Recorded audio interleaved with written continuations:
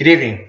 Tonight we'll be discussing the AR-15 rifle. Would you like a weapon that is well-rounded and easy to handle? Well, then the AR-15 is for you. The AR-15 is commonly misunderstood and mistaken as a military assault rifle. The AR in AR-15 stands for Armalite, after the company that developed it in the 1950s. AR does not stand for assault rifle or automatic rifle. The National Shooting Sports Foundation affirmed that this is not considered to be labeled as an assault weapon or assault rifle. Assault rifles are fully automatic and have been severely restricted from civilian ownership since 1934. Please correct someone if they try to claim that the AR-15 is an assault rifle or weapon. This is simply not the case. That is a political term that has been pressed by the anti-gun legislators of California. The AR-15 looks like a military rifle, but operates like any other civilian sporting rifle. This is so by its limitations of firing only one round per trigger pull, meaning that it's a semi-automatic weapon. In fact, many of the calibers fired through the AR-15 model are much less powerful than your average hunting rifle. I would like to briefly introduce you to the AR-15 rifle. First thing I want to do is I'm going to pick it up, verify it's clear and safe, no round in the chamber, the weapon's on safe. The AR-15 is a shoulder-fired, gas-operated, magazine-fed, semi-automatic weapon. This rifle here is capable of firing a 5.56 round, and according to militarytoday.com, it fires at roughly around 500 meters maximum range. Its ruggedness and versatility serve as a reliable weapon among military personnel, hunters, and target shooters. It is used for many different types of hunting, from small game to large game. The most commonly used rifle, the National Shooting Sports Foundation estimated that there were roughly 5 million to 8.2 million AR-15 owners here in the United States. While it may seem difficult or complex, the rifle is actually simple to break down and reassemble. Please take a look as I point out some of the outer and inner components, and always remember to treat, never keep. You're going to treat every weapon as if it is loaded. Never point the weapon at anything you don't intend to shoot. Keep your finger off the trigger and keep the weapon on safe until you're ready to fire. So the first thing here is I have the muzzle, the barrel, the handguard or heat shield, depending on what you call it or attach it.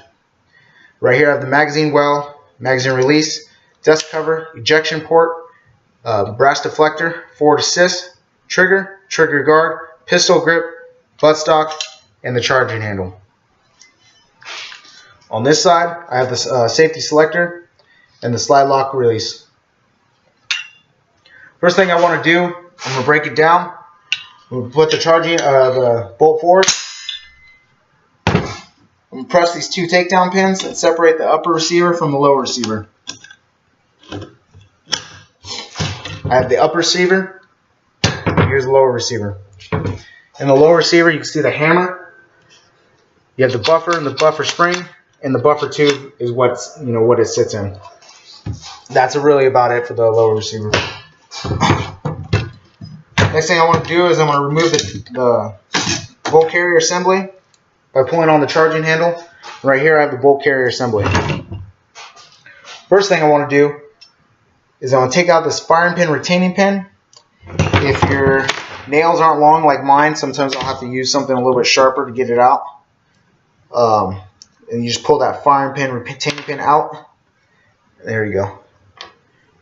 I'm going to pull the firing pin out. My gun's a little dirty right now. I got done shooting it a little bit ago. Take out the bolt cam pin. You got to turn it. Pull it out. You have the bolt cam pin. I'll take out the bolt. On the bolt, you'll see right here is a little lip type thing. That's an extractor. Just imagine extracting the empty casing out. And then there's the ejector. These little bumps are the locking lugs. On the bolt carrier, I have the gas key, and right here there's 4 to 6 ridges. So the next thing I want to do is I'm going to reassemble it. Take the bolt, put it back in, realign the holes, take the bolt cam pin, should fit in there, turn it, take the firing pin,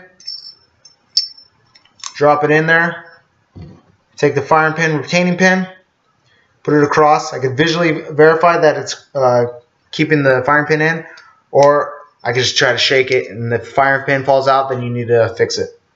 So next thing I want to do, we're going to take the bolt carrier assembly, slide it back in with the charging handle and the upper receiver. I'm going to hear a click.